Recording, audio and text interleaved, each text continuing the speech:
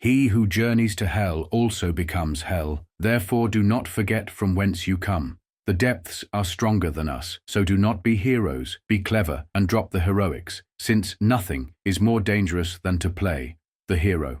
Carl Jung, The Red Book, Liber Novus. As a masterful architect of analytical psychology, Carl Jung recognized that an unseen force observes you, not from the world around you, but from the depths of your own psyche. You feel it when the room is silent, when you're alone with your thoughts, when a part of you, one you don't fully understand, whispers things you wish you couldn't hear. The anger you suppress, the envy you pretend doesn't exist, the impulse you swear isn't you, but it is. Dante called it the descent, Jung the shadow. They both recognize that what we ignore doesn't vanish, but intensifies and waits to emerge. Many flee from these truths, but perhaps this fleeing feeds their force. The only way out may indeed be through the darkness that awaits us. No tree can grow to heaven unless its roots reach down to hell. Let us begin. In this exploration, we delve into the essence of our being, a realm where shadows and truths coexist.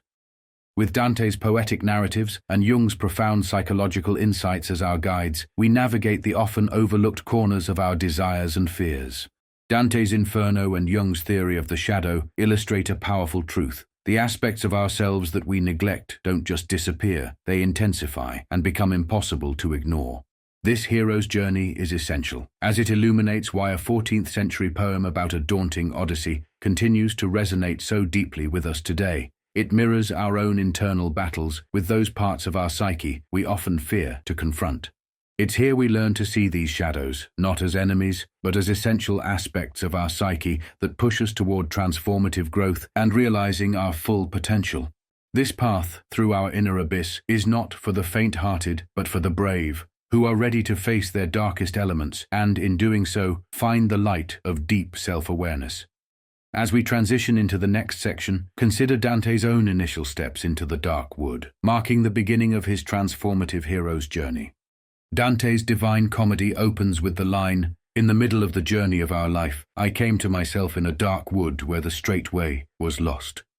Medieval scholars saw this as an existential threshold, meaning that they interpreted Dante's description of being lost in the dark wood as symbolizing a critical turning point in life. At this moment, an individual faces deep, fundamental questions about existence, purpose, and morality. A juncture where the unexamined, routine life gives way to a profound internal crisis and the potential for spiritual transformation. The beasts, emblems of greed, violence, and fraud, in Dante's narrative are not simply allegorical. They represent a spectrum of vices deeply ingrained in the human soul. This depiction aligns with Carl Jung's assertion in his 1935 ETH lectures that confronting these darker aspects is crucial for our psychological and spiritual development. A point exists at about the 35th year when things begin to change. It is the first moment of the shadow side of life, of the going down to death. It is clear that Dante found this point, and those who have read Zarathustra will know that Nietzsche also discovered it. When this turning point comes, people meet it in several ways. Some turn away from it, others plunge into it, and something important happens to yet others from the outside. If we do not see a thing, fate does it to us. By writing in the language of the people, rather than Latin, Dante shattered the barrier between the sacred and the ordinary, making his descent into the dark wood a journey that anyone could recognize as their own. Just as he brought the hidden truths of the soul to light through language, so too must we confront the realities of our inner abyss, no matter the age or station in life. While Dante's crisis is deeply personal, he recognizes his confusion and wonders how he wandered so far from stability. It also mirrors a broader cultural malaise, a collective shadow where entire societies project their fears and hatreds onto an other. Recall that in our inner landscape, the shadow is not mere darkness, but the repository of our suppressed truths and desires. Jung's diaries in the Black Books illustrate the same collision between personal conflict and universal archetypes. In these private notebooks, the seeds of the Red Book took form as Jung painstakingly recorded encounters with images and figures that signaled the call to descend into the depths. He implied that if you do not answer such a call, your repressed material takes on a life of its own, threatening to turn your interior world into a wilderness of confusion. Liber Novus, the Red Book, depicts Jung's descent into hell, but whereas Dante could utilize an established cosmology, Liber Novus is an attempt to shape an individual cosmology, forging a unique path through the unconscious. By shadow, I understand the negative side of the personality, the sum of all those hidden unpleasant qualities, the insufficiently developed functions, and the contents of the personal unconscious. The Black Book, Volume 1, Carl Gustav Jung. Jung's journeys in his Black and Red books beckon you to explore the collective echoes of your psyche. His call for shadow work is an invitation to reclaim what was lost, using ancient symbols as the language of inner truth. In this dark wood, beyond the ubiquitous shadow, emerge additional archetypal forces, the trickster and the fool. In Jungian psychology, an archetype is a universal inherited symbol or pattern of behavior that arises from the collective unconscious, shaping our perceptions and experiences. The trickster, with his irreverent wit, challenges our rigid assumptions and exposes the absurdity of our defenses, while the fool, in his innocent vulnerability and spontaneous joy, reminds us that wisdom often arrives in unexpected guises. These figures, interwoven with our shadow, create a more holistic picture of our inner dynamics and enrich the process of individuation. They emphasize a more detailed application of Jung's dying to self motif, linking it to the Christian notion of sacrifice and Dante's personal crisis. One's illusions must die before genuine reconciliation, either with the divine or with others, can occur. This dimension further highlights how only by relinquishing parts of ourselves, facing the sense of spiritual death, might we awaken to renewed life, just as Dante does at the onset of his hero's journey. One should see Dante's circles as a vivid map of your inner conflicts, each punishment a reflection of your personal failings, the storm of wrath, the chill of despair, the lure of unbridled desire. By naming these inner shadows, myth becomes a mirror, guiding you through modern trials towards self-awareness. Embrace the inner trickster and fool as vital guides on your personal hero's journey. The trickster shatters rigid masks with irreverence, while the fool invites you to explore life with vulnerable wonder. Recognize these archetypes as the voices that balance reason and whimsy, leading you from shadow into illumination. As we emerge from this labyrinth of shadows and archetypes, we have witnessed the stirring of deep existential questions and the unveiling of both personal and collective darkness. This reflective pause unites the chaos of our internal night with the promise of transformative dawn, setting the stage for our descent into hell. Considering the insights from Dante and Jung, how has your understanding of your own shadows changed? And how might this new awareness influence your journey through your personal dark wood of inner conflicts and growth? I'd love to hear your thoughts on this. Comment below. Dante's descent into hell begins with the iconic gateway. All hope abandon, ye who enter. This marks a critical phase in the hero's journey, where Dante faces the darkest aspects of himself and the human condition. Recall that the inner devil embodies those unhealed wounds and self-sabotaging impulses that seek to keep us confined. In Dante's vision, hell is arranged in 9 concentric circles, a deliberate moral geography that mirrors the escalating nature of sin, from minor transgressions to the gravest betrayals. Circle by circle, he confronts each of the 9 deadly sins, like lust, gluttony, and fraud, until he reaches the frozen pit where Lucifer, 3-headed and monstrous, enthrones the ultimate betrayal. Jung's observation in his collected works, Volume 11, highlights the symbolic significance of this depiction. Medieval representations of the triune God as having 3 heads are based on the 3-headedness of Satan, as we find it, for instance, in Dante. This would point to an infernal anti-trinity, a true umbra trinitatis, analogous to the Antichrist. The poet's journey reveals a panorama of evil that, for all its horror, remains uncomfortably human. Jung delineated a difference between the personal shadow, which holds traits we individually repress or deny, and the collective shadow, which operates at a cultural or societal scale. Dante's hell can symbolize both. For instance, an individual may hide feelings of anger, later experiencing self-sabotage, that's your personal shadow, whereas a society might project its unacknowledged prejudices onto an outsider, fueling systemic injustice, that's the collective shadow. Jung's Black and Red books capture a similar tension. Each personal torment echoes wider myths and universal archetypes. If you ever have the rare opportunity to speak with the devil, then do not forget to confront him in all seriousness, Jung observed in the Red Book. He is your devil after all. To speak with your inner devil is to confront those darker impulses that arise from unresolved wounds. Engage in honest self-dialogue, recording the questions and fears that surface, and set clear boundaries so these forces may enlighten rather than enslave you. Consider the hesitation before speaking your truth, or the sudden surge of inexplicable anger in an ordinary conversation. These modern moments mirror the ancient struggle with our inner shadows, urging us to recognize that the battles within Dante's hell are echoed in our everyday lives. Such instances call us to face and transform our hidden impulses with the same resolve as our mythic forebears. In the pause before a difficult word or the flash of sudden anger, find the echo of your inner dissent. Stop, breathe, and let these moments become rituals of self-discovery. Each encounter a stepping stone on the path from transient trials to enduring insight. Hell in the Inferno is structured with meticulous logic. Each circle's punishment reflects the sin itself. The gluttons forever slither in muck, the wrathful attack each other blindly, traitors endure eternal ice. Medieval scholars note the interplay of Aristotelian ethics, Christian doctrine, and Dante's personal moral judgments. Recall that individuation is the sacred process of uniting these fragmented aspects into a luminous, integrated self. Psychologically, these circles offer a taxonomy of repressed impulses that devour us, if unchecked. Jung often said, "The psyche consists of two incongruous halves, which should together form a whole." Dante's funnel of hell metaphorically demonstrates what happens if we split off and deny certain facets of ourselves. In Jung's Red Book, he describes how the roots of the tree of life reach into hell and the top touches heaven, urging us to unite with the self that merges all opposites. Hell thus becomes an inner chamber of reflection, confronting your unowned aggression, greed, or deceit, so they no longer lurk in the shadows. Knowledge of the symbols is indispensable, for it is in them that the unio of conscious and unconscious contents is consummated.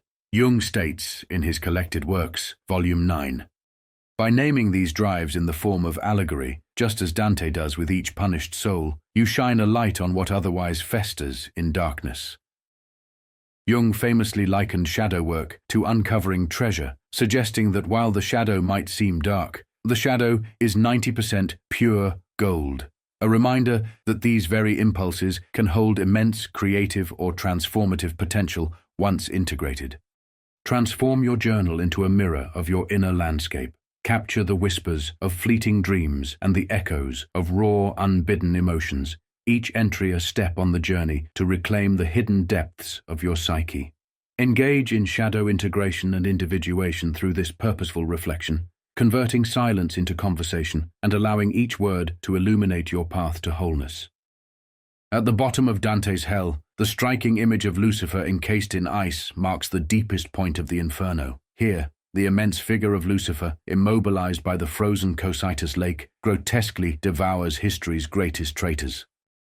Dante and his guide Virgil reach this rare point and ingeniously maneuver around Lucifer's colossal form, signaling their shift from descent to ascent.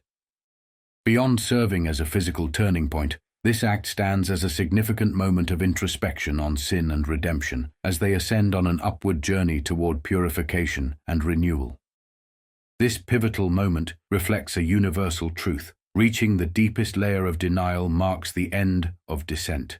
The path then inverts, transforming each subsequent step into an ascent toward enlightenment.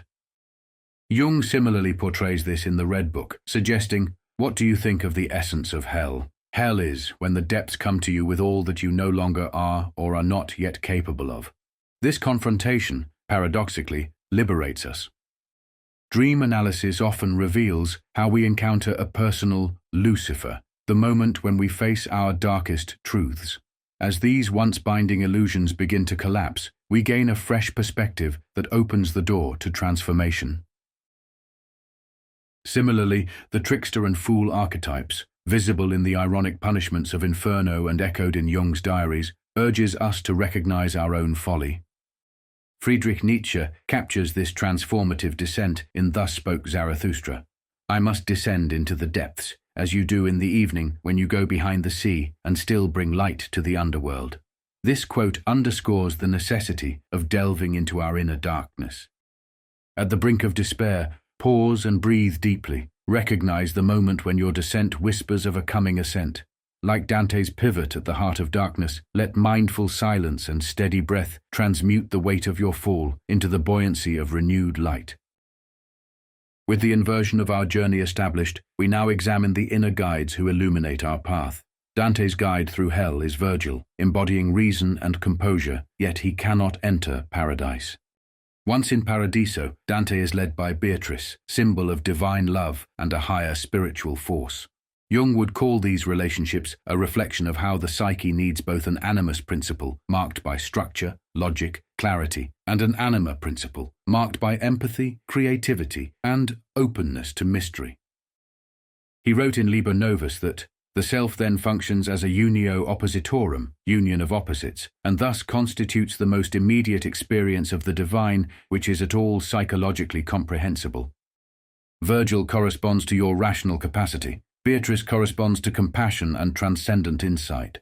Neglecting either distorts Dante's integrative process of individuation.